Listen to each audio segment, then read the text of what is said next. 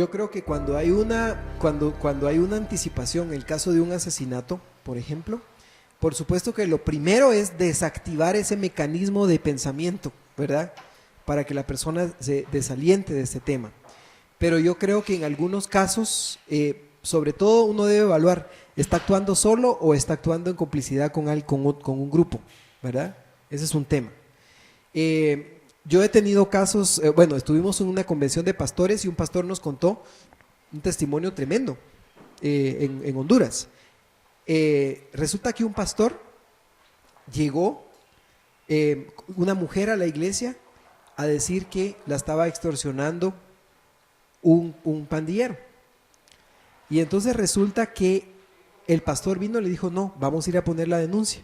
Lo acompañó el pastor a la señora, fueron a la policía y cuando el pastor regresó de la policía a la comunidad, recibe una llamada. Y entonces le dice, pastor, ¿sí? Mire, aquí le habla fulanito. Fulanito, sí, ¿qué tal? ¿Cómo está? ¿Qué pasó, pastor? Nosotros nunca hemos tenido problema con usted. Aquí tengo en mi mano la denuncia que usted acaba de poner en la policía en contra mía, en compañía de la señora fulana. ¿Por qué hizo esto?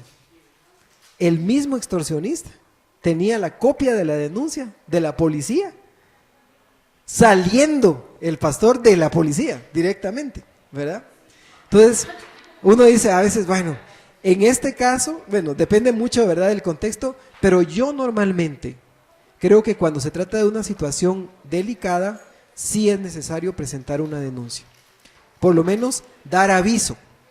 Si no directamente a la policía, puede ser a una autoridad superior. De manera que esa autoridad superior. Y en el caso de Compassion, sí creo yo que ustedes ese caso específico sí lo tienen que reportar, porque Compassion tiene un sistema de seguridad corporativa, tiene políticas de protección también hacia los trabajadores y también tiene un mecanismo de acción que debería funcionar, ¿verdad? Ahora, si el mecanismo no funciona, ustedes cumplieron con hacer esa información. Y tampoco se crean que todo Compassion va a saber. O sea, también hay un procedimiento de confidencialidad interna con los casos, ¿verdad? Entonces, si ustedes informan a un supervisor, ese supervisor debería informar directamente en una línea directa, ¿verdad? Sin necesariamente pasar por todo el mundo, ¿no? Aunque estamos en un pueblo chiquito, ¿no? También, sí.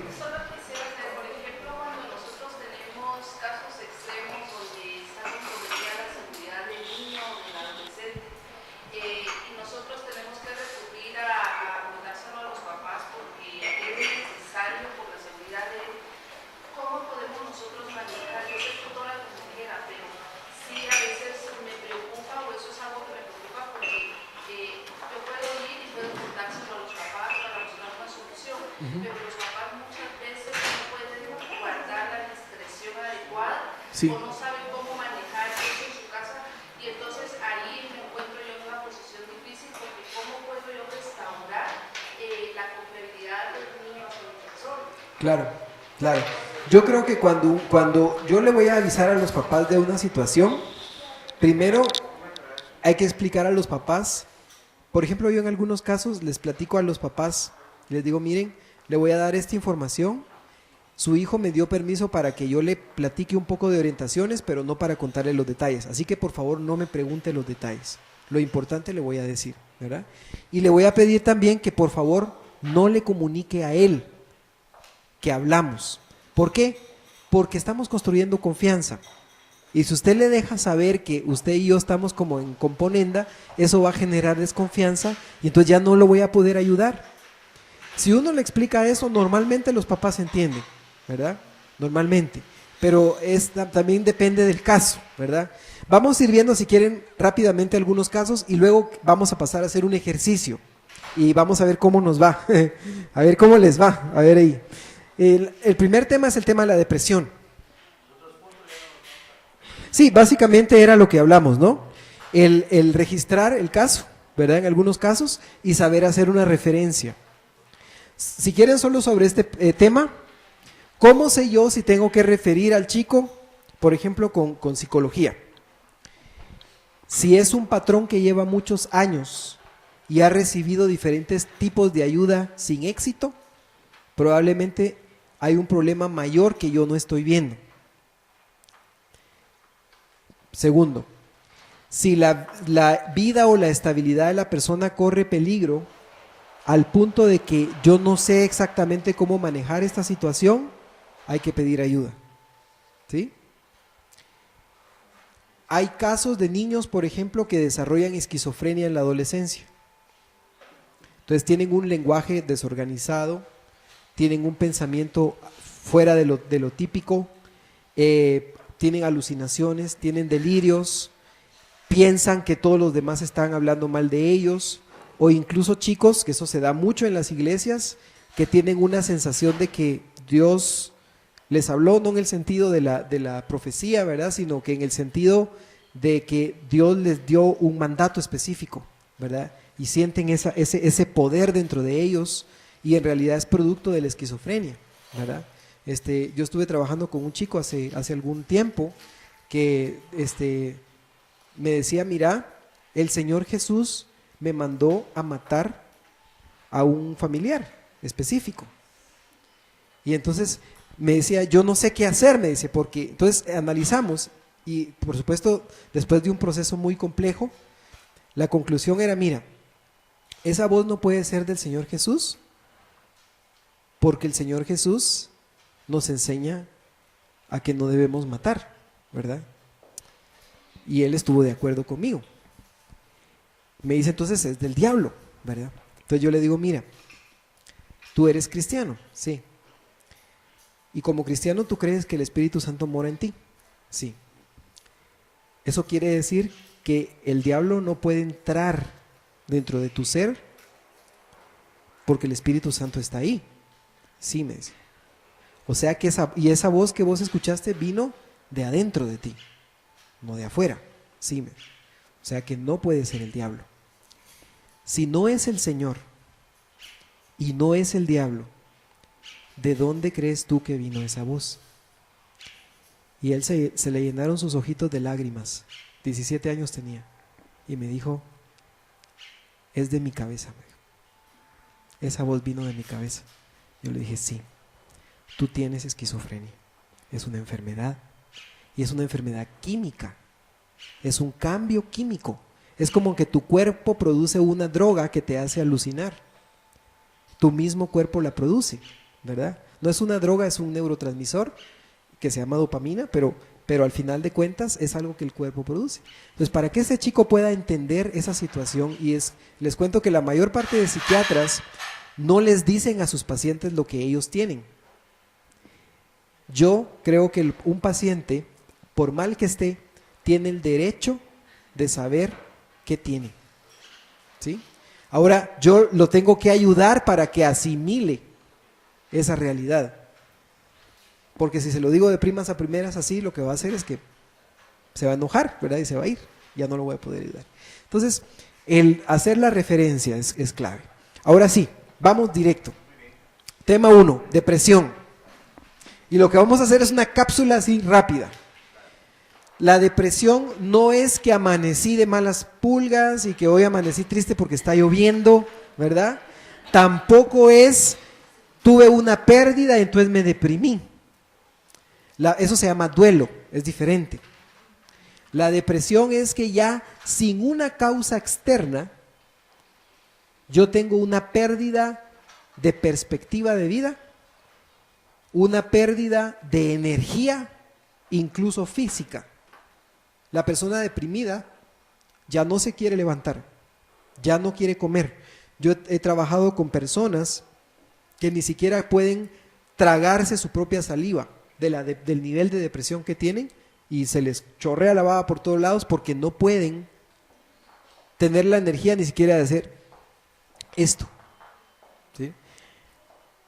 La depresión puede matar personas de un infarto o de una infección porque el sistema inmunológico se viene abajo.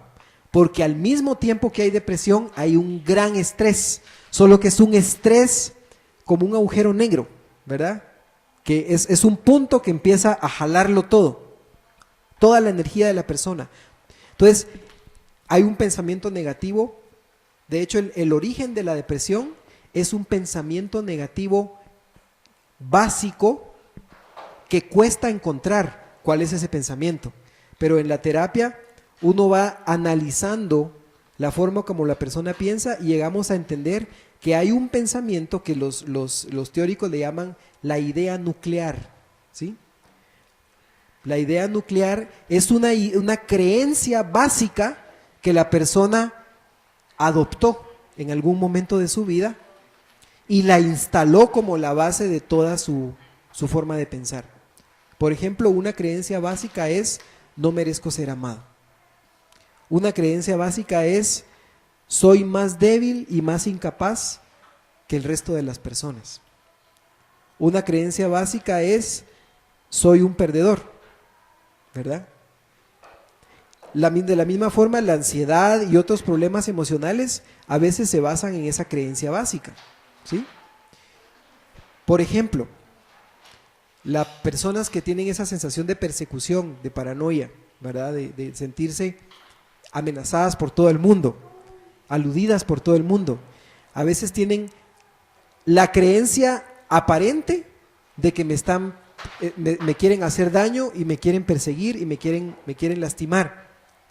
Pero la creencia básica es: yo soy culpable de la muerte de mi papá. Y esa culpabilidad se convierte en un delirio de persecución. O sea que la persona siente que como es culpable, la debe.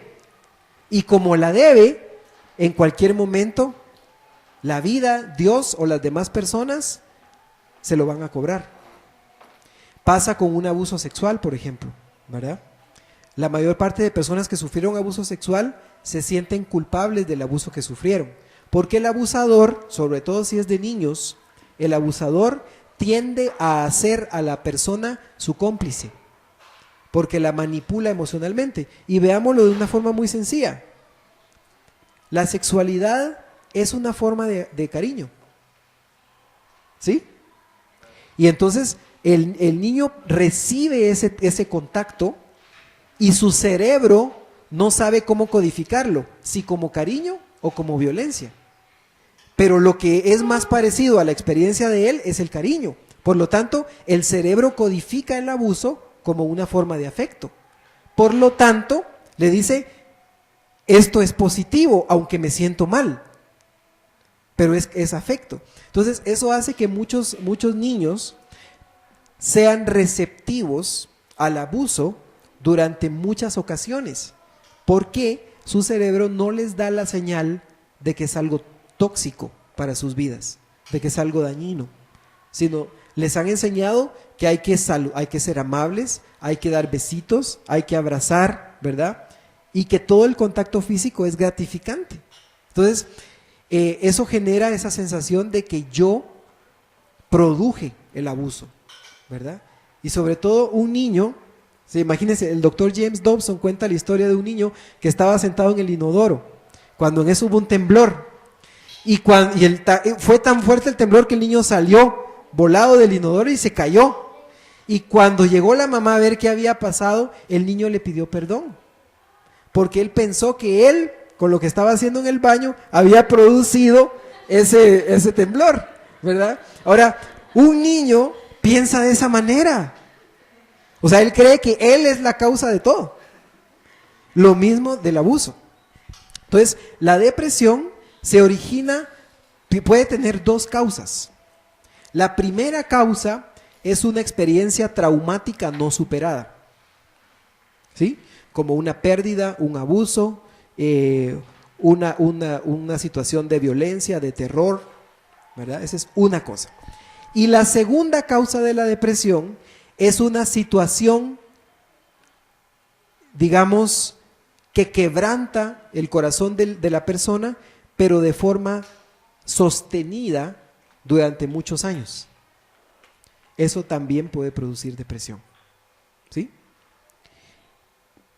Pero hay una tercera cosa, y yo no quiero dejarla fuera de lugar. Hay personas que tienen depresión porque tienen una tendencia genética a la depresión. Así como hay personas que tienen alcoholismo porque tienen una tendencia genética al alcoholismo, o a la diabetes, o al cáncer. Lo que quiero decir con esto es lo siguiente, fíjense, algunos de ustedes conocen a mi suegra, doña Marta. Ella, su parentela, un montón de gente se ha muerto de cáncer, montón. Y cuando ella llegó a esa cuenta, empezó a cambiar su estilo de vida. Casi no come carnes rojas, hace deporte, hace ejercicio todos los días, come antioxidantes en paleta, y miren, ya está grande y nunca ha tenido ni un elemento de cáncer. Igual hay gente que los papás fueron diabéticos, los abuelos fueron diabéticos, entonces la persona va a ser diabética, pero si yo digo, yo voy a tener un estilo de vida saludable, yo no desarrollo esa predisposición que tengo, ¿sí? Con el caso de la homosexualidad es diferente, no hay un gen, ni una combinación genética que se haya descubierto hasta hoy relacionada ni con la orientación sexual, ni con la identidad sexual, que es otra cosa, ni con las preferencias, ni con, digamos, con ninguno de estos temas hasta el momento. Y si lo descubrieran, eso no quiere decir que la persona está condenada a ser homosexual. Quiere decir que la persona es propensa a determinado tipo de temas. Pero aún, fíjense, aún si descubrieran un gen, eso no quiere decir que Dios hace a la persona, ¿sí? ¿Sí? ¿Sí? Entonces el tema, estoy llevándolo a un extremo, ¿verdad? Pero afortunadamente no hay gen. Afortunadamente no hay ningún gen que se haya descubierto. Pero la depresión sí tiene un factor genético muy fuerte, hereditario, igual que el trastorno bipolar, que es un poquito diferente que la depresión y más complicado de tratar. La segunda cosa, con el duelo, no debemos inhibir la expresión de los sentimientos. Por ejemplo, se muere la mamá o el hermano de un chico. Su papel no es llegarle a predicar a ese chico. Según el modelo bíblico del Señor Jesús y de lo que vemos en las Escrituras, nuestro papel es llegar y acompañar. Es estar con el doliente, ¿verdad? Norman Wright, que escribe un libro que se llama Cómo aconsejar en situaciones de crisis, él dice que un día una familia perdió un hijo y estaban devastados. Y él, como consejero y pastor, no sabía qué hacer. Entonces solo llegó al hospital y se puso a llorar con ellos, ¿verdad? Y estuvo llorando con ellos la situación de desdicha. Y miren, pasaron unos días y el pastor se sentía impotente de no haber podido ayudar, ni siquiera de no haberle podido dar una respuesta teológica de por qué se murió ese niño, ¿verdad? Y entonces viene los hermanos y unos días después lo llegan a buscar para agradecerle. Le dice, mire, su apoyo ha sido tan valioso que usted no tiene idea cómo nos ha ayudado para salir adelante. Y él decía, pero ¿qué apoyo? No les pude decir nada. Yo estaba pensando en qué versículos usar o lo que hice fue estar con ellos. Y eso es lo que la Biblia nos enseña que tenemos que hacer, ¿verdad? Entonces, no decirle a la persona que ha sufrido la pérdida qué tiene que hacer. No decirle cómo se debe sentir, o no preguntarle cómo se siente. ¿Cómo se siente? Ya sabemos que está hecha lata. ¿Para qué le vamos a preguntar? ¿Verdad? Tampoco se le dice llámeme o venga si necesita algo. Esas son casacas. La persona que necesita ayuda en una situación de duelo no se va a levantar y va a decir, disculpe, necesito un abrazo, ¿me podría abrazar? No, ¿verdad? Yo tengo que ir. Tampoco es decirle, mire, el tiempo lo va a curar todo, porque eso no lo puede ver la persona en ese momento, ¿verdad? Le va a decir que sí, pero para que usted se apure y se vaya luego, ¿verdad? Sugerir, ante la demanda de ayuda, delegarla en otros, por ejemplo, déla usted. Intentar que la persona se dé prisa en superar su dolor. Y mire una cosa importante, en los pueblos, cuando una persona tiene una pérdida, la gente primero trata de no hablar del tema. Segundo, trata de que, por ejemplo, los niños no vayan al velorio, no miren la persona ya fallecida arreglada, ¿verdad? O en el cajón, y que no se enteren de la situación. ¿Sabe una cosa? Eso es peor. Porque aún siendo niños o adolescentes, necesitan entrar en contacto con esa nueva realidad. De lo contrario, no la van a procesar. ¿Sí? ¿Por qué es que en el conflicto armado es más difícil para una persona superar el trauma de un desaparecido que de un muerto? Porque el desaparecido nunca lo vio. Y usted está con la idea abierta de que puede regresar, ¿verdad? Entonces, esa sensación se queda sin cerrar. Entonces, es importante que incluso el doliente venga y atienda a las personas. Incluso que venga y tenga que firmar el contrato con la funeraria y juntar la plata para pagar, ¿verdad? Y estar en el entierro, ¿verdad? Y hacerse cargo. Y después de eso, llegar a la casa, recoger todos los tiliches de la persona que murió y regalarlos o venderlos y ordenar la casa otra vez. Porque ¿qué pasa? La gente a veces deja el cuarto exactamente como que, y eso no ayuda, ¿verdad? Mire, ya pasó esta etapa, ahora vamos a la siguiente. Y ahora esto requiere mucho coraje de la persona, pero uno sabe qué es lo que le hace bien a la persona. Entonces los chicos que tienen una pérdida significativa tienen que cerrar su duelo. Y yo sí les digo, si hay una muerte en la familia, por favor, no traten de taparle los ojos y los oídos a los chicos que ustedes son mentores. Ayúdelos a ver esta realidad con el apoyo emocional que ustedes le dan. Pero no a cerrar los ojos, porque eso no les va a ayudar. Entonces, eso es muy importante. Y quiero decirles que el duelo se puede dar por muerte de un ser querido, por un divorcio, por la muerte de una mascota, por una enfermedad, por una hospitalización. Es un proceso de duelo, o por un cambio de escuela. ¿Sí? Es una pérdida, es una crisis. Los seres humanos todo el tiempo tenemos crisis, cada vez que tenemos un cambio. ¿No le ha pasado a usted que la van a ascender? Vaya pues, ahora la nombraron directora nacional. Está bueno, porque la vieron así bien chispuda. Entonces, está buena, ahí está, directora nacional. Y entonces usted dice, ay, bueno, qué emoción, qué alegría, ¿verdad? Pero, ¿por qué, si me debería sentir tan alegre, por qué me siento tan nostálgica? ¿Por qué me duele dejar esta comunidad?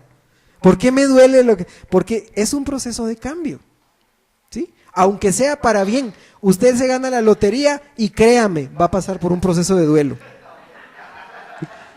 Hasta que procese la nueva realidad, ¿verdad? Y si quiere nos avisa, le ayudamos a procesarla, ¿verdad? El suicidio ya platicamos bastante, ¿verdad? Se tiene que afrontar de manera directa, frontal. Fíjense pues, 5 cosas para que las anoten. Punto número 1 es preguntarle a la persona si ha tenido, explore cómo se ha sentido, ahí sí, y pregúntele si ha tenido el pensamiento de causarse daño. No se lo ponga tan abierto al principio, a menos que usted tenga sospechas claras, ¿verdad? O que la persona lo haya dicho ya. Y entonces la persona le va a decir si sí ha tenido el pensamiento. Punto número 2. Si la persona ya tuvo el pensamiento, si tuvo solo esa sensación o directamente tuvo la intención de acabar con la vida. Punto número 3.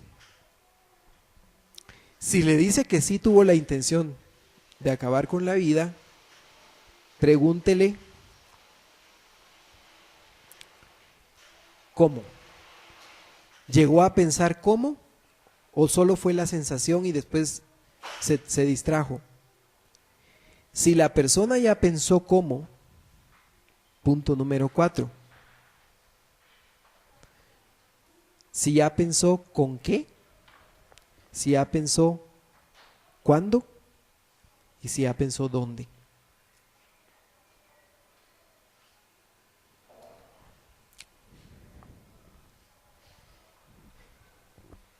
Y si ya lo pensó, punto número 5, si lo ha intentado otras veces.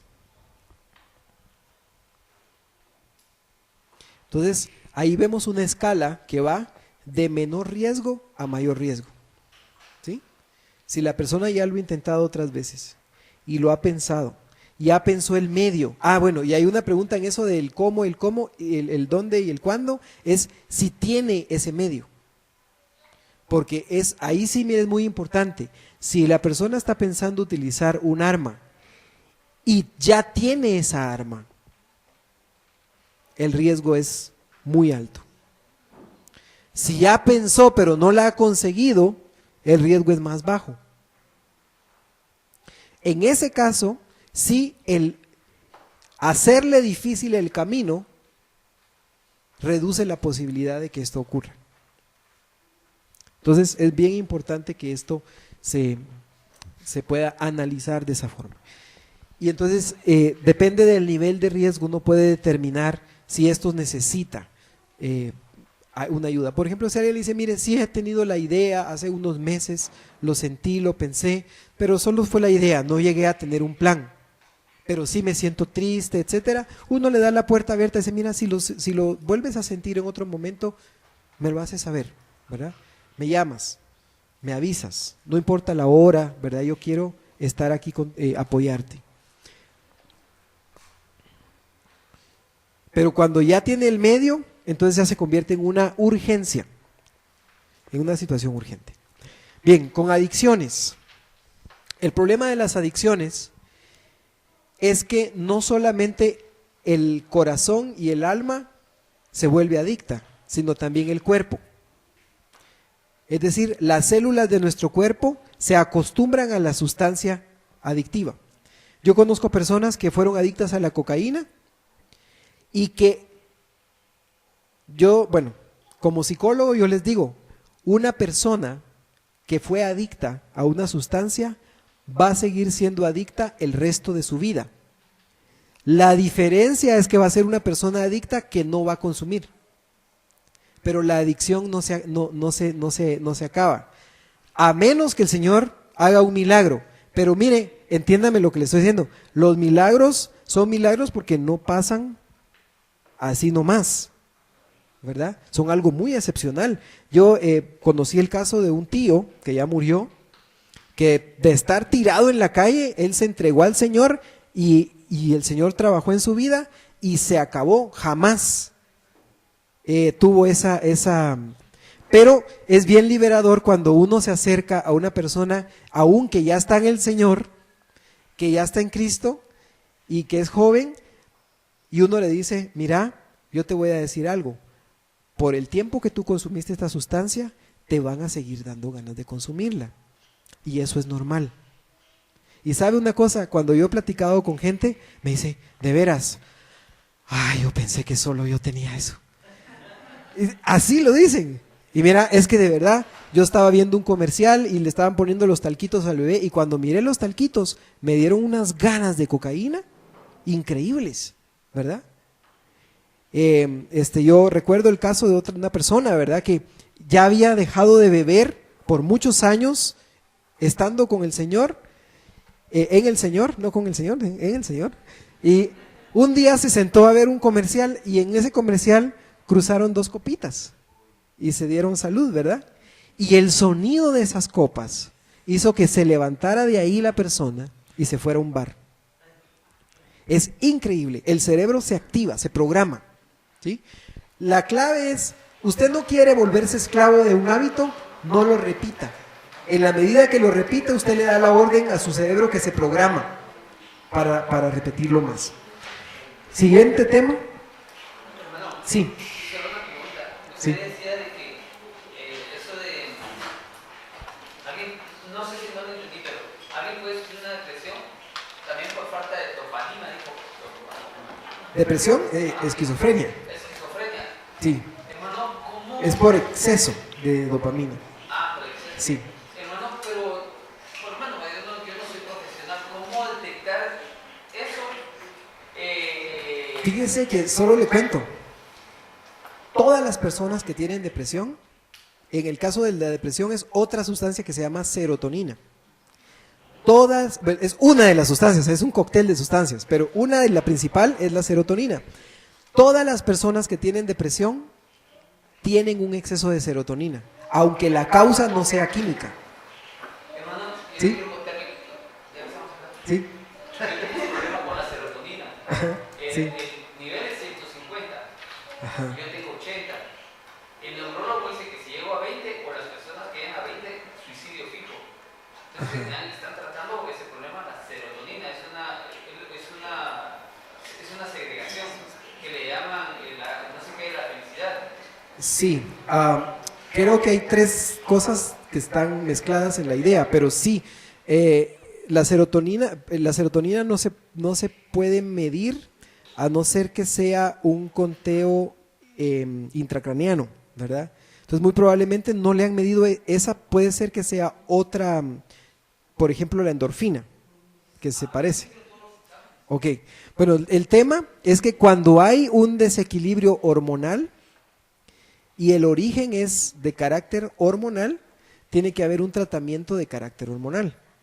Si el problema es de origen, digamos, psiconeurológico, tiene que haber un tratamiento que combina un medicamento para regular, se lo voy a poner así, en el caso de la serotonina, el problema es que se produce demasiada serotonina y la serotonina inhibe los impulsos.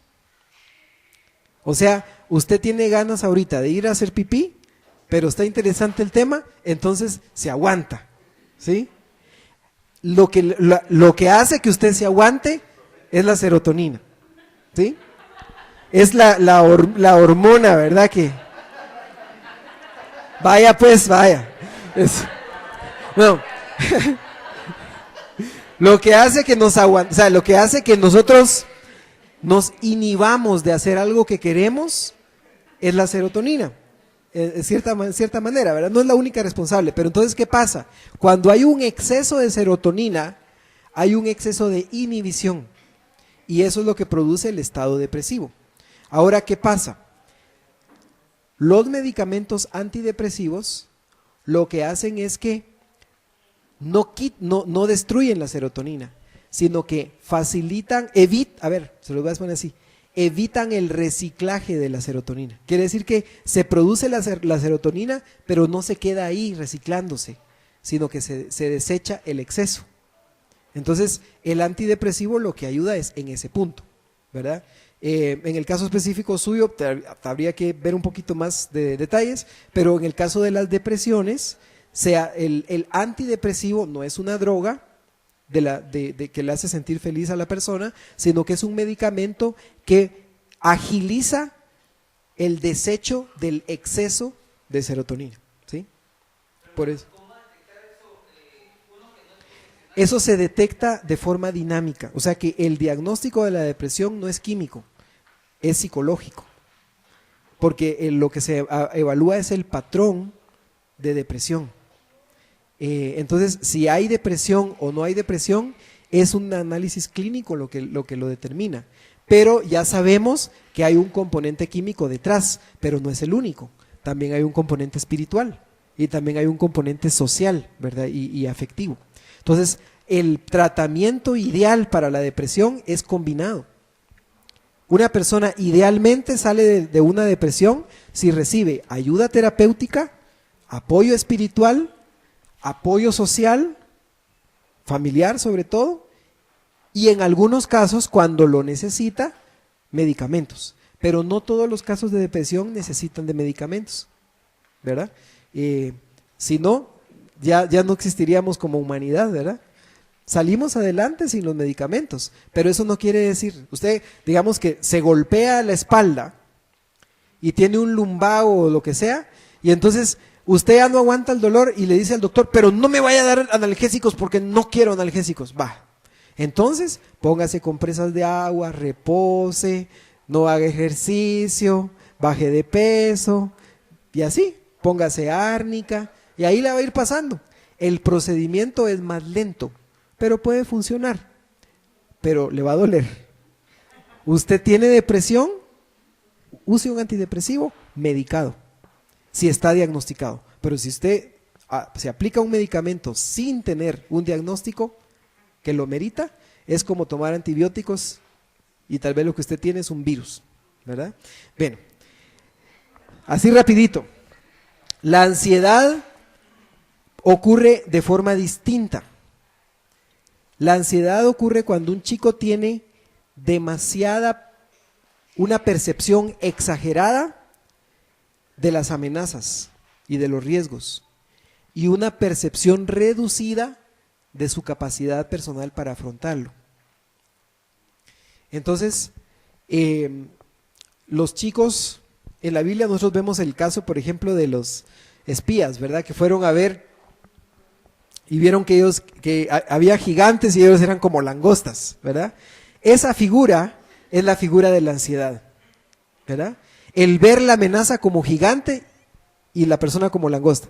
Yo les confieso que cuando era chiquito desarrollé una fobia, no me paralizó tanto, pero le tenía fobia a los perros. Y entonces una vez, recuerdo que estábamos en la casa de unos amigos, cuando en eso yo oí, ¿verdad?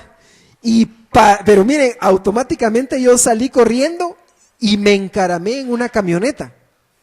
Pero en cuestión de así un segundo, ya estaba yo arriba de la camioneta. Y cuando miro, era un chihuahuita, pero así chiquitillo, ¿verdad?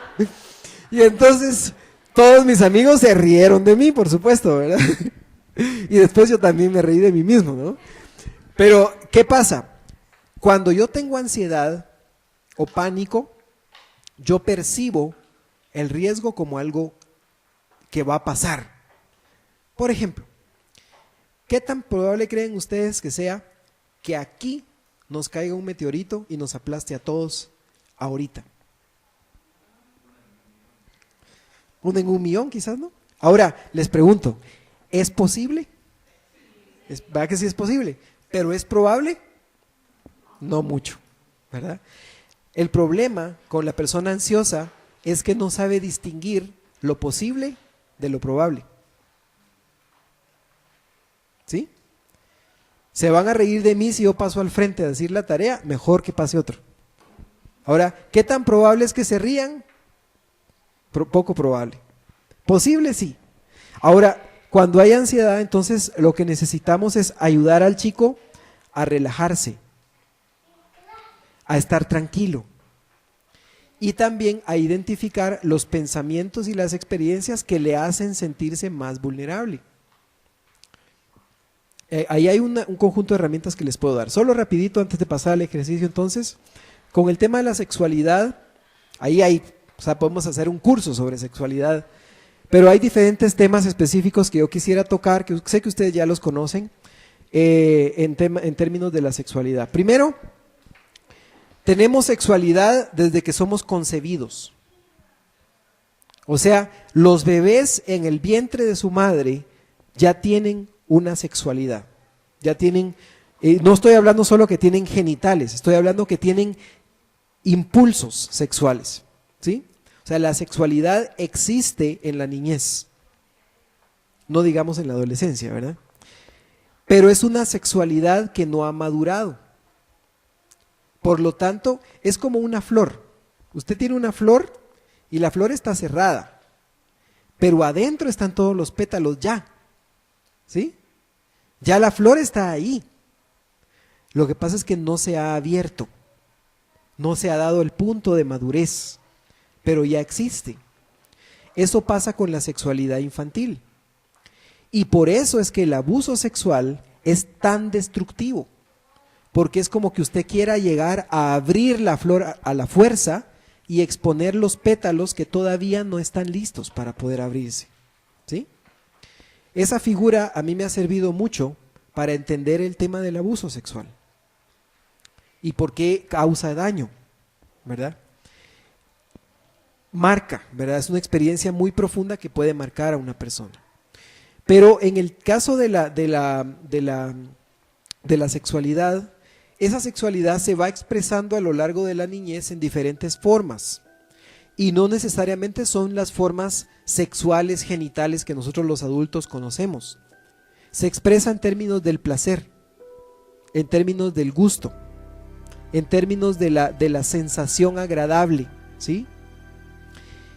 Y esto quiere decir que cuando llega la etapa de la adolescencia, finalmente ese gusto y ese placer, su mayor punto de concentración es el placer genital, pero no es el único.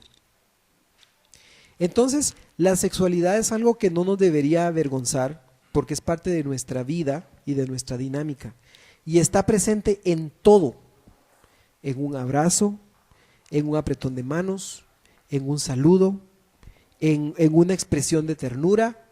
La diferencia es que, digámoslo así, la consumación del acto sexual, que es la relación sexogenital, es una expresión afectiva, íntima, que debe ser el instrumento para cultivar mi relación con mi pareja de vida. Se los pongo de esta forma para que lo vean desde un punto de vista más técnico, ¿verdad?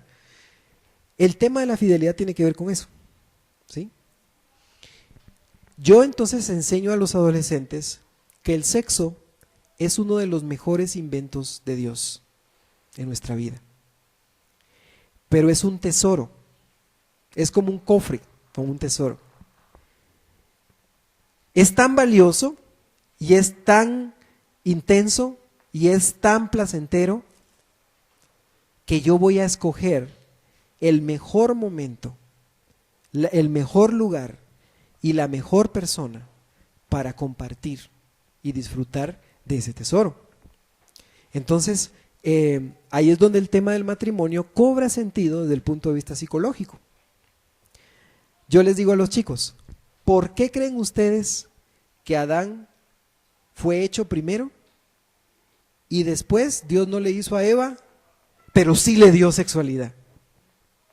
Porque no crean ustedes que Adán estaba castrado antes de que le hicieran a Eva y después apareció y le apareció algo ahí entre las piernas, ¿verdad? O sea, Adán tenía ya su sexualidad y él sentía su soledad, ¿verdad?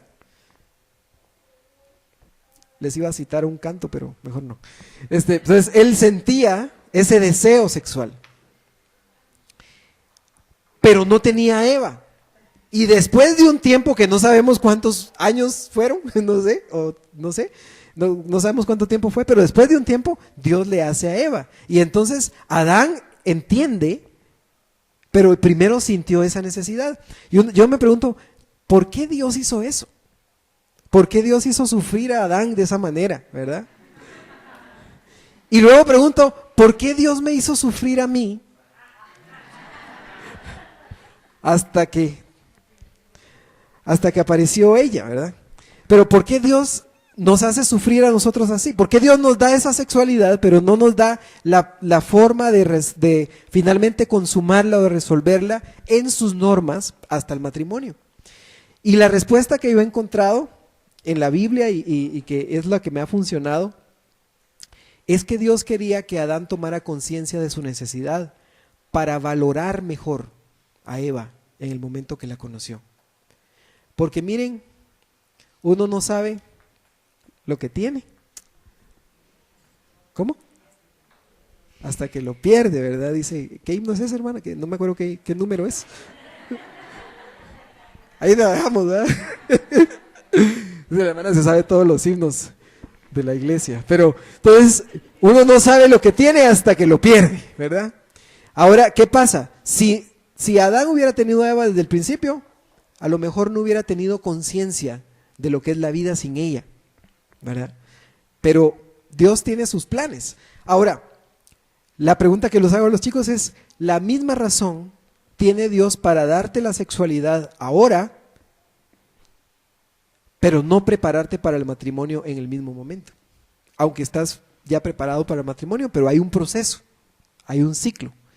El vivir en esa sensación, ¿verdad?, de vacío, o de ardor interno, ¿verdad? Y tener que esperar el momento adecuado, lo que te hace es valorar, o lo que debería hacer es valorar aún más lo que tienes para disfrutarlo en el momento que quieras disfrutarlo, que sea ya el momento que Dios tiene para ti.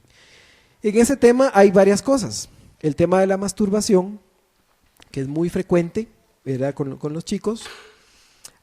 Yo tengo una perspectiva, se las puedo compartir, pero no necesariamente vamos a discutirlo en este momento y no tienen que estar de acuerdo conmigo. Yo no veo en la Biblia ninguna prohibición de que una persona pueda tocar su propio cuerpo. No veo ninguna prohibición. Tampoco veo que Dios condena la sensación de placer sexual. Esa es una primera parte. Yo no veo eso en la Biblia. Dios condena la fornicación y lo que condena de la fornicación es la codicia. O sea, en realidad el problema de la fornicación y del adulterio no es el placer sexual, como a veces, por ejemplo, la Iglesia Católica lo ve así, ¿no?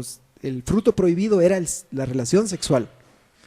En la Biblia no hay una base específica para ver eso. No es que el fruto prohibido sea la relación sexual, que ahí fue donde cayó Adán y Eva, ¿verdad? Que no era una manzana, ¿verdad? Sino una pera, ¿verdad? Entonces, el tema es que no es pecado en sí mismo el placer sexual. El pecado en el placer sexual está en la codicia. O sea, el tomar para mí algo que no es mío todavía o que no va a ser mío nunca.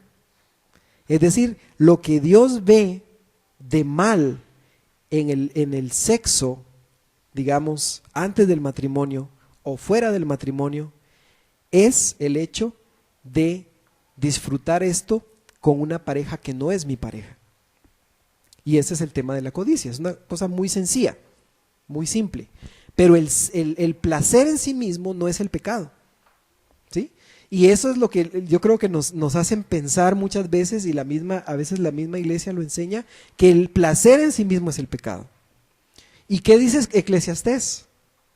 Tome placer tu corazón en los días de tu juventud, ¿verdad? Espérenme, ¿cómo es la cosa? ¿Verdad? Ahora, yo con eso no quiero decir que no es pecado masturbarse, porque el problema de la masturbación es que los jóvenes no se masturban pensando en Mickey Mouse, ¿verdad? O en los Teletubbies, ¿verdad? Sino en una chica, ¿verdad? O en un chico, las chicas. Entonces hay un tema ahí de codicia, que es en realidad el tema del tema de tensión. Pero yo creo que hay una visión distorsionada que la iglesia enseña, que la Biblia no enseña, sobre ver la sexualidad como algo sucio en sí mismo, como algo malo, de lo cual yo me tengo que avergonzar. El tema entonces ahí tiene que ver, primero, ¿qué está llenando tu vida? Cuando un chico es esclavo de la masturbación, yo le pregunto, ¿con qué estás llenando tu vida? ¿Qué está llenando el vacío? Porque déjeme decir una cosa, hay adolescentes que se masturban para sentirse gratificados porque sienten un vacío, pero hay otros que lo que hacen es comer helado, y hay otros que lo que hacen es oír música a alto volumen, y hay otros que agarran la moto y agarran alta velocidad. Ahora, el problema no es lo que estás haciendo, el problema es por qué lo estás haciendo. Porque por ejemplo, un chico se siente el aburrimiento genera mucho deseo sexual, en el sentido de que es una forma de tener placer. Y se los digo de esta forma rapidito. Los chicos de nuestra generación son criados por padres muy ocupados. Y entonces llegan y los entretienen con televisión, con videojuegos, con celulares y con otras cosas. Pero pongamos el ejemplo de la televisión. Entonces, ¿qué pasa? Como yo no tengo a mi mamá, veo televisión. Como yo veo televisión, llega a un punto donde me aburro. Pero como soy niño, no me doy cuenta que el aburrimiento es por la falta del afecto de mi mamá y mi papá. Entonces yo creo que el aburrimiento es porque ya me aburrió el programa. Entonces, ¿qué hago? Cambio de canal. Y me vuelvo a aburrir, ¿y qué vuelvo a hacer? Cambio de canal. Y me aburro otra vez y vuelvo a cambiar de canal. El problema no es la tele, el problema es tu vacío. Los chicos a veces les pasa lo mismo con la masturbación y con otros hábitos. Recurren a esos hábitos para gratificarse, pero no se dan cuenta que el vacío que tienen es afectivo. es interpersonal, no es ni sexual, ni hambre, ni sueño. A mí mi nena de 5 años, cuando se aburre, lo primero que me dice es tengo hambre. Yo sé que no tiene hambre porque acaba de comer, está aburrida, pero ella no se da cuenta, ¿sí? Entonces, la masturbación compulsiva, la masturbación que se vuelve un hábito, en realidad es un hábito que se convierte en hábito porque yo encuentro una forma de gratificarme cuando mi vacío es otro. Entonces, la pregunta que yo les hago a los chicos es, ¿con qué estás llenando tu vida? ¿Cuáles son tus metas de vida? ¿En qué te estás ocupando? ¿Tu corazón a quién le pertenece? ¿Verdad? Porque claro, se descubre en su cuerpo y entonces descubren una fuente de adrenalina y de placer gratis, ¿sí? Gratis, porque no se paga. No es como subirse a una rueda de Chicago, ¿verdad? Hay que pagar cada vez que uno entra. La sexualidad es gratuita. Entonces es algo muy fácil de tomarlo como una sustitución de mis verdaderas necesidades. Entonces, el tema ahí tiene que ver, de nuevo, con mis metas de vida, con mi proyección de vida. El tema de la pornografía es exactamente lo mismo. Es yo aprender a gratificarme viendo algo que no representa el verdadero amor. Y ese es el problema de la pornografía, no es el hecho de ver cuerpos desnudos. Ese no es el problema. Aunque en los tiempos bíblicos yo creo que muchos dirían que sí, ¿verdad? Pero después de los griegos uno dice, bueno, eso lo puedo ver como arte. No, son cuentos. Es una cuestión erótica, ¿sí? Aunque no la pinten como arte. Es una cuestión erótica la pornografía, pero el problema de la pornografía es que me da un concepto distorsionado del amor. Un concepto que no es el verdadero amor, ¿verdad? Y nos hace convertir a las personas en objetos sexuales, porque la persona que ve pornografía ve 2 objetos sexuales o un objeto sexual y los toma como objetos sexuales, no como seres humanos, como personas.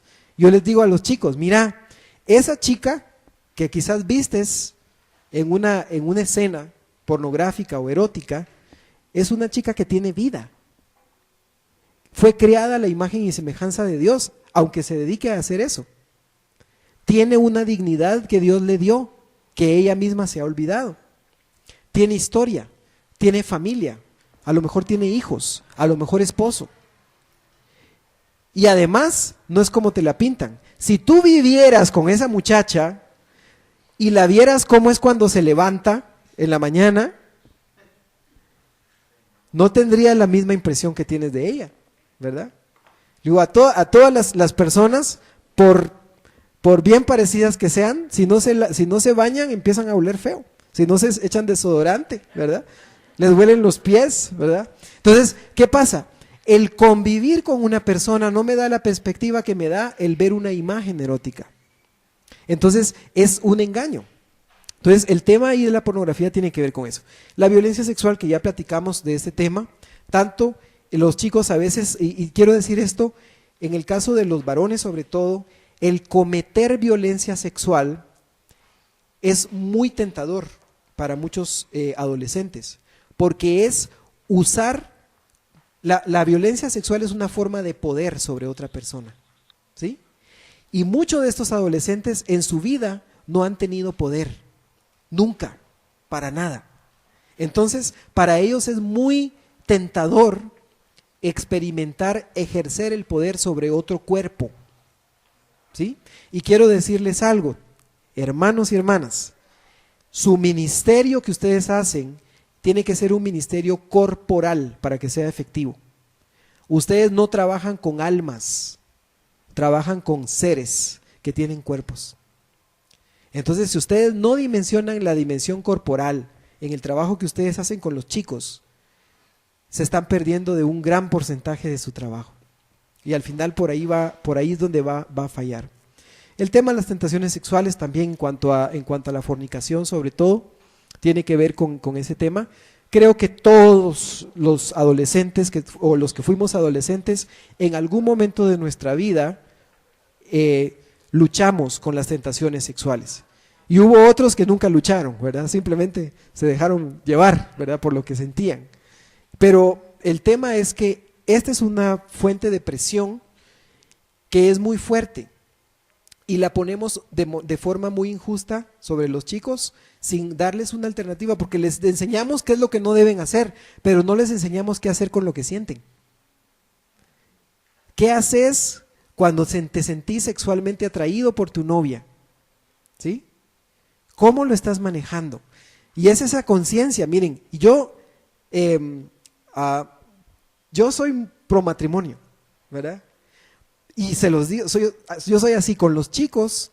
Por supuesto estamos hablando ahora de chicos menores de edad, pero cuando ya son un poquito más grandecitos, ¿verdad? En la medida que ya tienen cierta autonomía, que ya tienen cierto trabajo, a los jóvenes con los que yo trabajo acá, que son tipo 23, 25 años, yo los motivo encarecidamente a que si ya quieren intimidad, que se casen.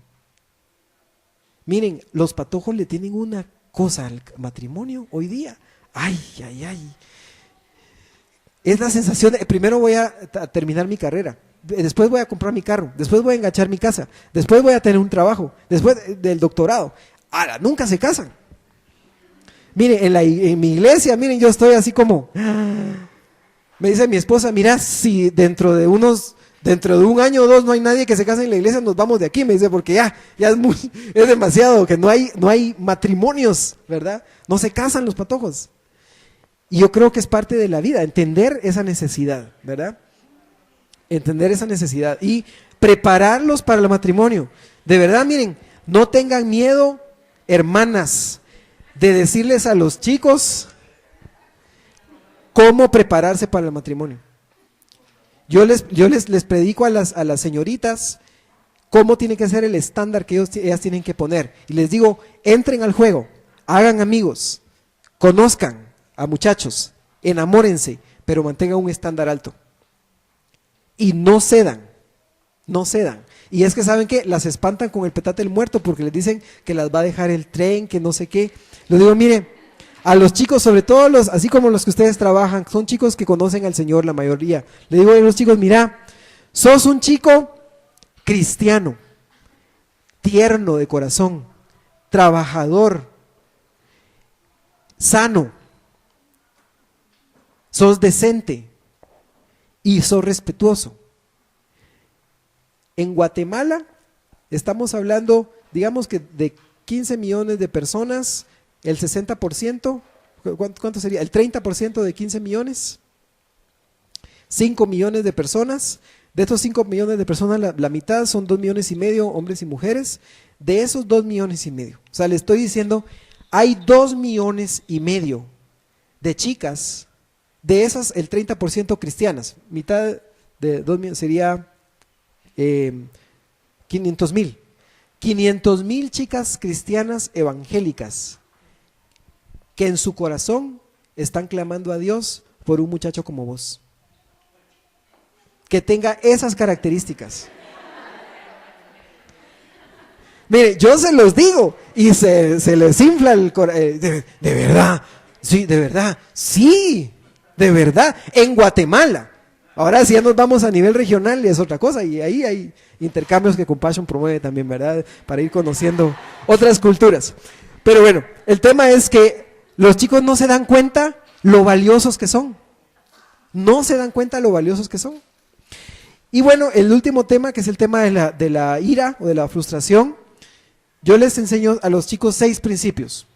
1, identifica por qué te enojaste. Mire, cuando usted se enoja, siempre hay una norma interna que se rompe. Entonces, identifique qué norma se rompió que te causó ese enojo. Identifica tus creencias, qué es lo que creías o esperabas. Haz un diálogo contigo mismo, ¿verdad? Este enojo es racional, es irracional. Por supuesto, si me robaron mi computadora me voy a enojar. Es racional y es un enojo justo. Pero hay enojos injustos. Y hablar con mensajes personales. Por ejemplo, si yo le digo a los chicos, les digo, miren, digámoslo así, vos sos un chismoso. La última vez que yo te dije que me gustaba una patoja, te fuiste de chismoso con otra persona. Y todos se enteraron ahora por culpa tuya. Yo nunca pensaba que eras ese tipo de gente, ¿verdad? Si yo hago eso, la reacción de la otra persona va a ser defenderse. Pero si yo hago esto, les digo, mira, quiero hablar con vos. Me siento muy mal. De verdad que ni siquiera quería platicar con vos de ese tema. Pero fíjate que cuando yo te conté aquello la vez pasada que me gustaba esta chica, al otro día había 3 personas que me hicieron un comentario sobre lo que yo te había dicho a vos. La verdad, yo me siento muy decepcionado. Y te lo quería hacer saber. Me siento mal. ¿Cómo creen ustedes que la persona va a reaccionar mejor? Con la segunda. Tenemos que enseñarles a los chicos a hablar de lo que ellos sienten, en lugar de tirar pedradas. Porque cuando yo hablo de lo que yo siento, las demás personas me van a escuchar más. ¿Ok? Bueno, miren, la verdad es que me da mucha pena porque tenía un ejercicio, pero ya tenemos muy poco tiempo. De hecho, ya nos pasamos 5 minutos. Pero quiero dejarles 2 cosas para que puedan hacer como un ejercicio. Primero, y luego vamos a ver si hay alguna duda, pregunta adicional. Bueno, primera, el caso de esa persona que pensaron. ¿Se acuerdan de ese chico? Quiero que me escriban ese caso. Escríbanme. Punto número 1. ¿Cuáles son las tensiones que ese chico tiene?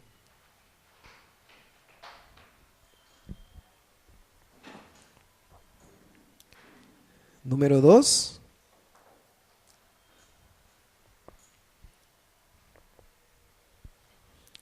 ¿Cuál es el problema central que él tiene en este momento?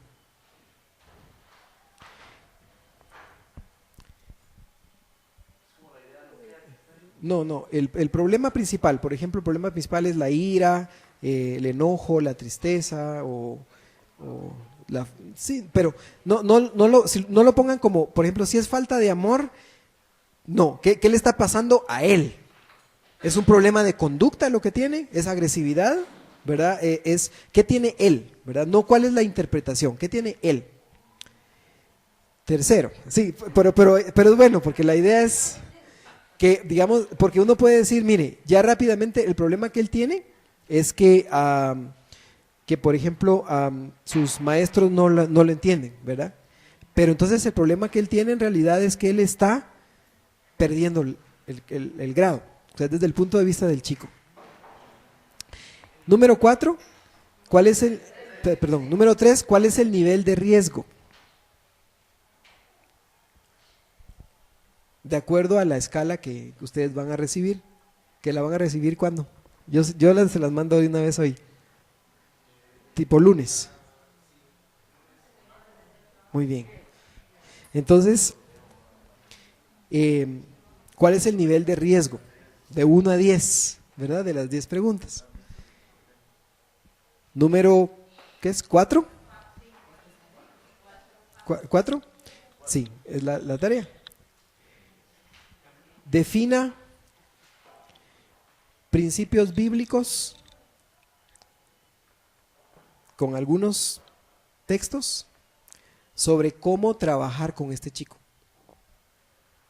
Por lo menos 2 principios bíblicos o 2 textos que nos den un ejemplo o un principio o una idea de qué hacer con él. Y número 5,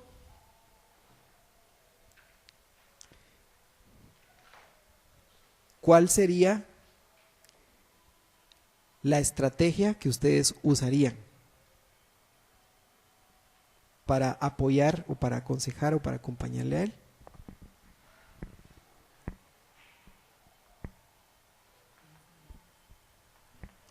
¿Les parece interesante la tarea?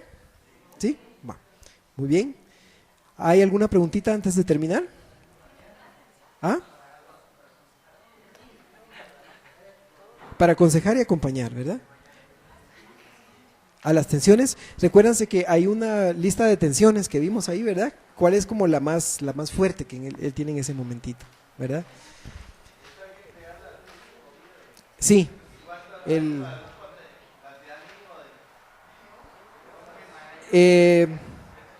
pueden ser de 2 en adelante, ¿verdad? Por favor, no se olviden ponerle su nombre, porque a veces se les olvida poner el nombre, solo mandan el curso, ¿verdad? El nombre del curso. Y pues básicamente esa es la idea, ¿verdad? Que ustedes puedan. Les voy a dar algunas lecturas y les voy a enviar algunos libros electrónicos que les pueden ayudar también en esta tarea. Y sí, yo los voy a enviar hoy. Lo voy a enviar a Sociedad Bíblica y ellos se los van a enviar a ustedes el lunes. Pero igual ustedes ya tienen la tarea. Lo que les faltaría es la presentación.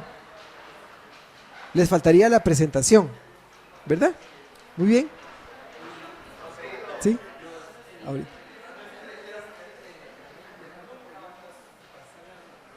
¿La escala de riesgo? Sí, también ahí va en las preguntas. Mi nombre es Iván Monzón. Y también, junto con esa información, les voy a compartir el programa de la clase que trabajamos hoy.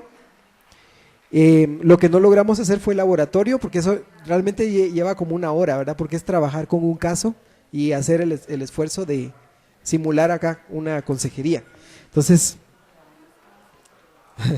Entonces, les voy a dar algunos videos también para que puedan ver.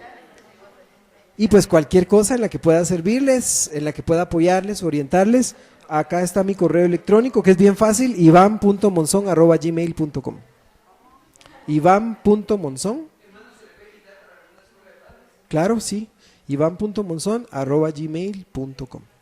Mi ministerio, con el programa de cultura juvenil, es fortalecer organizaciones como Compassion, como otras organizaciones e iglesias, para que hagan un trabajo de prevención más efectivo con los jóvenes. Ivan.monzon@gmail.com. ¿Perdón? Tenemos un centro yo tengo una clínica privada, pero también tenemos un programa que apoya a otros centros donde se dan consejería, ¿verdad?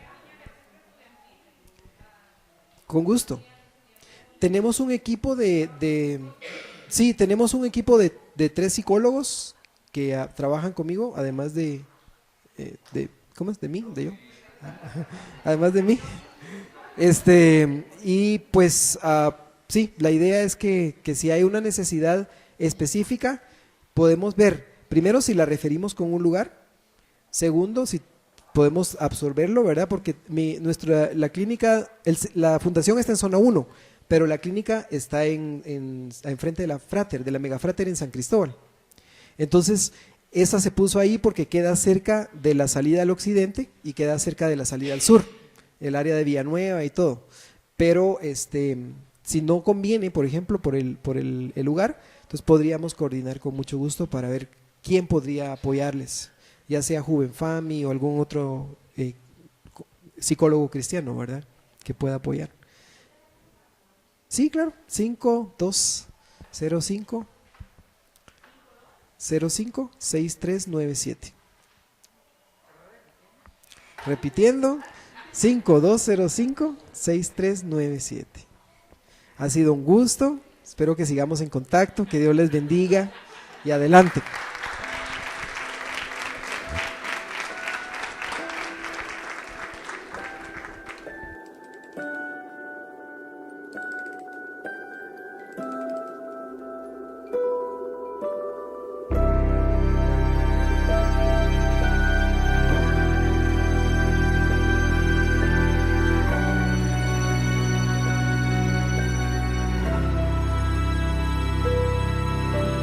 Bueno, resulta que pues él es un tutor y yo soy uno de los patojos ahí de los que están ahí en el programa, Y termina una actividad, era un taller, una formación y todo, bonito. Y después del taller, él me aborda. Y vamos a ver qué pasa, qué logra él descubrir, porque solo tiene 10 minutos, porque después tiene que salir rápido, ¿verdad? Almorzar.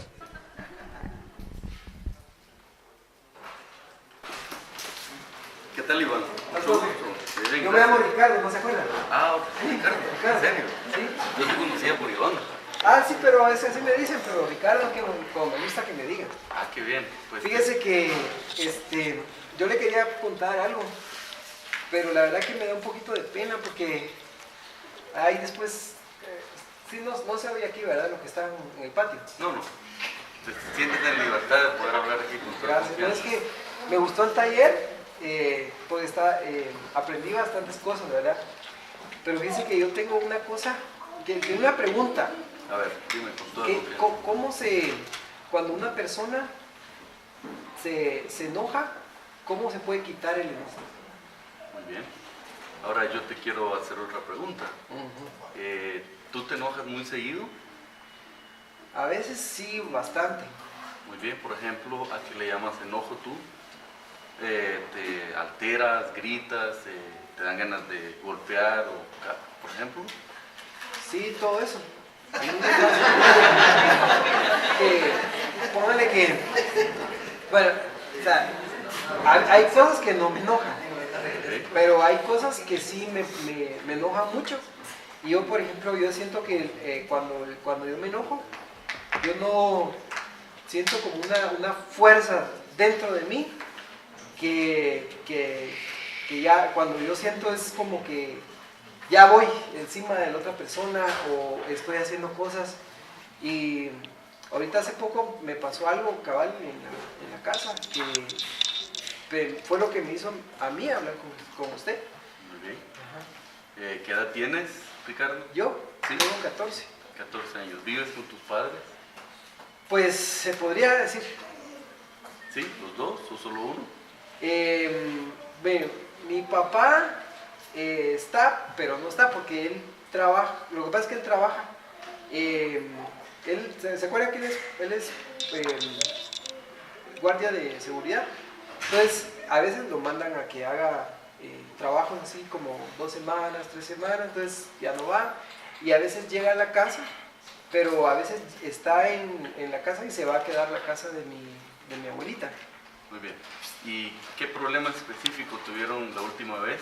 ¿Por qué te provocó tanta ira y tanto enojo con ellos? Es que fíjese que esa vez, que fue la semana pasada, yo le voy a decir la verdad. Lo que pasa es que mi papá llegó a la casa y mi mamá no estaba. Entonces cuando mi mamá no estaba, mi papá se enojó. Y cuando mi papá se enojó, él empezó a hablar mal de mi mamá. Y en eso llegó mi mamá y él empezó a reclamar de por qué no había llegado temprano y que por qué no estaba en la casa, que con quién andaba, que qué estaba haciendo. Y yo ahí me enojé. Y mi papá se enojó conmigo y yo saqué un cuchillo y le dije a mi papá que no se metiera con mi mamá, porque si no se iba a meter conmigo. Y después yo dejé el cuchillo, pero agarré una silla, la quebré enfrente de mi papá, después me fui de la casa y de hecho estoy durmiendo con mi primo. Muy bien. Te quiero decir que no es la primera persona a la que le sucede esto. Hay historia de personas muy similares a las tuyas y quisiera preguntarte, ¿ya había sucedido esto antes contigo? Es decir, ¿ya habías hecho algo así con tus padres frente de ellos o es la primera vez que sucede? Yo a mi papá no lo respeto mucho, la verdad, porque yo, desde que éramos chiquitos, él nunca respetaba a mi mamá y tampoco respetaba a mis hermanas.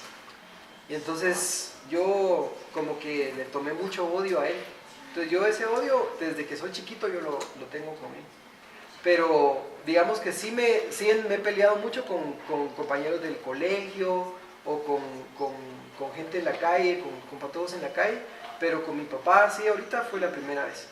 Pero habías tomado un cuchillo, habías quebrado una silla, habías tratado de confrontar a tu padre de esa manera anteriormente, ¿sí o no? No, a mi papá no. Es la primera vez que lo haces. Sí. Muy bien. Vamos a parar. Ok. Gracias. Una cosa. ¿Qué observaron? Esquizofrenia, porque Ricardo y Iván. Doble personalidad. Muy bien. Sí, casi siempre cuando hago teatro foros uso un nombre ficticio, ¿verdad? ¿Qué notaron en mi personaje bueno, qué notaron en las actitudes de él? Yo después les voy a comentar qué noté yo. Él estaba muy rígido Él estaba muy rígido. ¿Y cómo se notaba esa rigidez? por la forma que tenía los brazos. Claro. Es una posición defensiva, ¿no? Ajá. El tono de voz, ¿cómo era su tono? Era como muy empático, muy fuera del... Muy plano, ¿verdad? Ajá. Que los tutores o líderes debemos de conocer más o menos la historia de la realidad del entorno Ajá. del papá, donde vive, más o Sí. menos. En este caso se le perdona porque no sabía quién era yo, ¿verdad?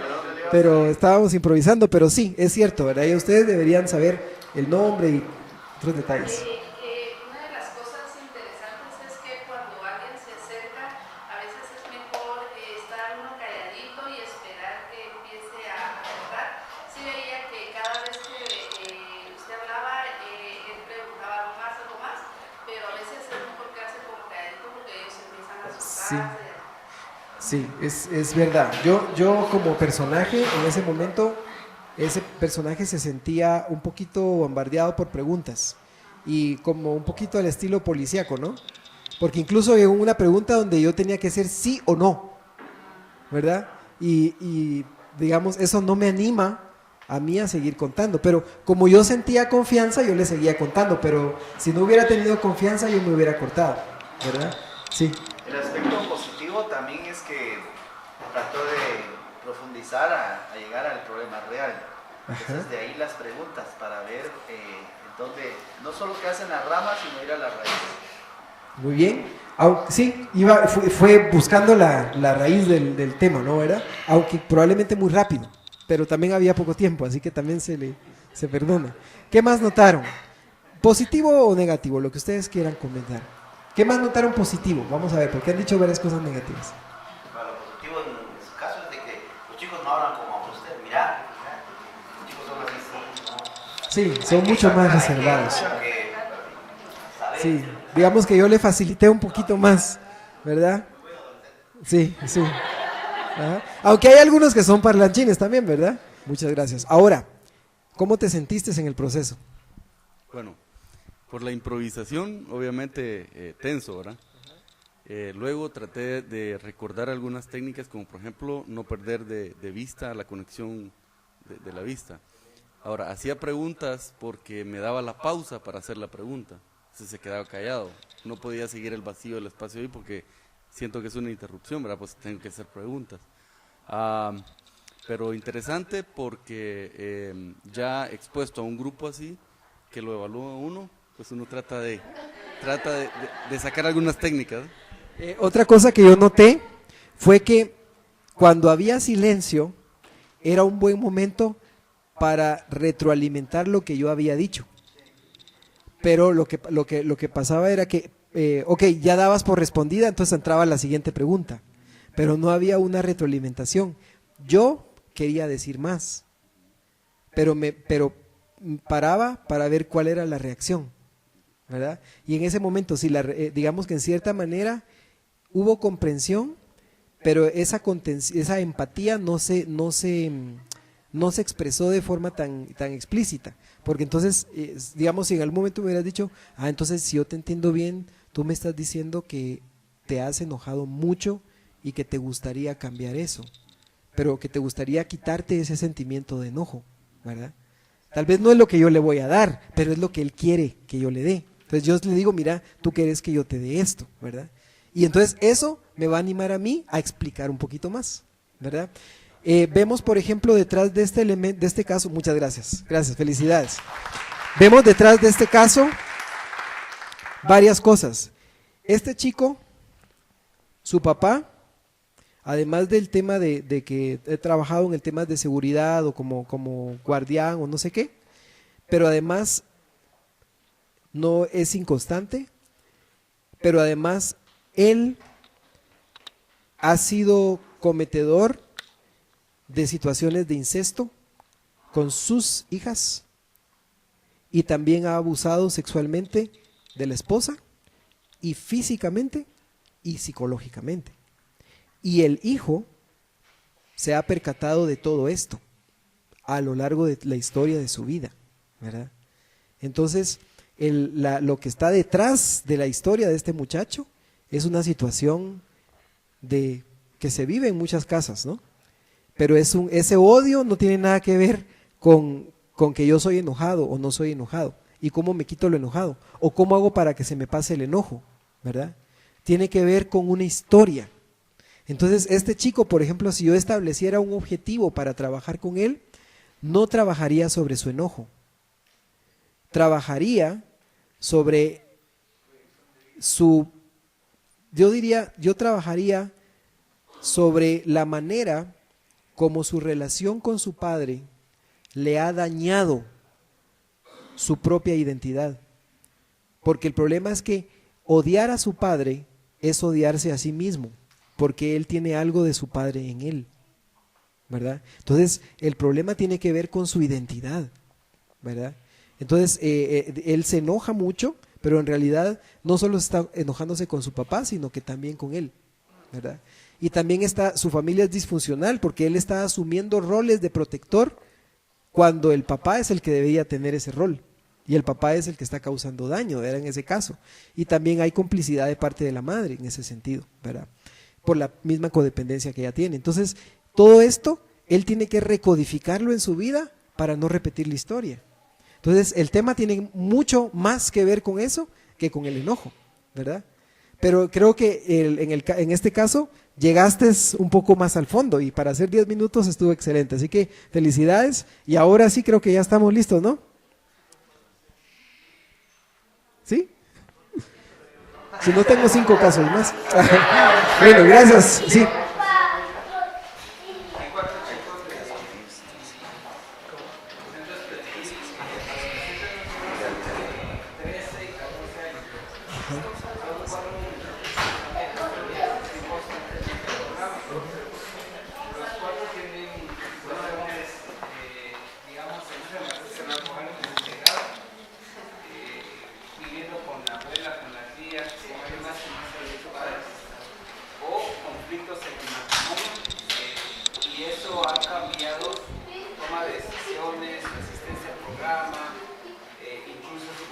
Sí. Realmente yo ahorita estaba hablando con mi esposa y una de las cosas que queremos hacer es traerlos a casa, digamos, platicar con ellos en algún sentido Ok, para platicar. Nos importa Ajá. más, incluso ellos como personas individuales, Que el programa, que a que asistan al programa, ¿verdad? Sí. En el caso uno de ellos es lo que le comentaba, uno de ellos pues, se ponía en Facebook, me quiero morir, y yo le escribí, de hecho, le encontré una vez que iba a la escuela y la abracé. Dejó de ir a estudiar, la mamá la sacó, por ejemplo, de ahí porque por malas juntas, digamos así, conflictos, pues la sacaron de la escuela. El otro chico, su mamá se murió, su papá no había con ellos, su hermana, que tiene 17 años, pues resultó embarazada y tiene su hijo. Él en ocasiones va a trabajar, está estudiando en la nocturna y está llegando al centro estudiantil. Y el otro chico que está dejando de asistir, sus padres, más bien el padrastro y su mamá, se unen, se separan peleando. De ahí se vuelven a unir, se vuelven a pelear, y esto ha creado una situación. Esta situación de reunirlos, de platicar con ellos para sentirse apreciados, queridos, escuchados, querer escuchar qué es lo que ellos están pasando, qué es lo que ellos sienten, qué es lo que ellos quieren.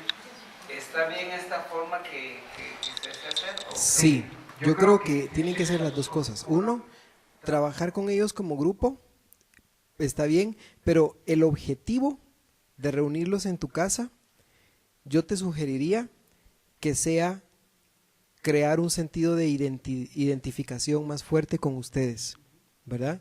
y entre ellos un lazo más fuerte. Pero no es el momento, quizás por lo menos no al principio, para solamente llegar y decirles, miren, queremos que se sigan conectados, que no dejen el programa, porque entonces vas a generar como cierta, así como ya lo presionaron porque él tiene que cumplir su cuota de chicos.